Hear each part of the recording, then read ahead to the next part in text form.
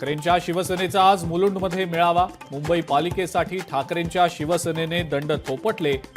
आदित्य ठाकरे पदाधिकाऱ्यांना संबोधित करणार। वसंतदादा शुगर इन्स्टिट्यूट मधल्या कार्यक्रमात अजित पवारांनी शरद पवारांच्या शेजारी बसणं टाळलं। अजित पवारांनी मंचावरील स्वतःची नेमप्लेट बाबासाहेब पाटलांच्या नेमप्लेट सोबत बदलली।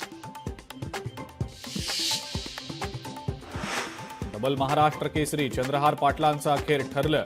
ठाकरेंच्या शिवसेनेला जय महाराष्ट्र करत शिंदेंसोबत जाणार।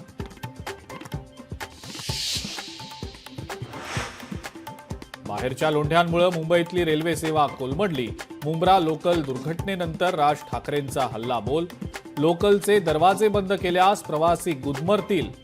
मुंबईसाठी स्वतंत्र रेल्वे बोर्ड देण्याची राज ठाकरेंची पुन्हा एकदा मागणी। रेल्वे अपघाताचं खापर प्रवाशांवरच फोडू नका। मुंब्रा रेल्वे अपघातानंतर शरद पवारांनी खडसावलं। प्रवाशांच्या सुरक्षिततेसाठी तातडीनं उपाययोजना करण्याच्या सूचना। राज्यातील सक्रिय कोरोना रुग्णांची संख्या 607 वर।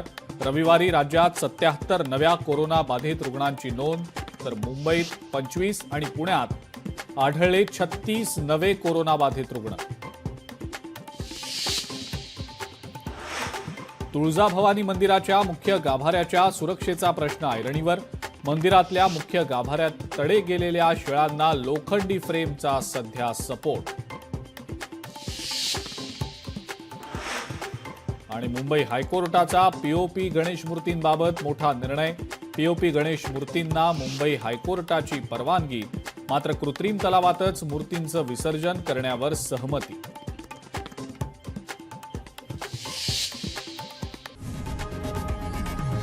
लोकशाही मराठी ऐका, पहा, जागरूक रहा।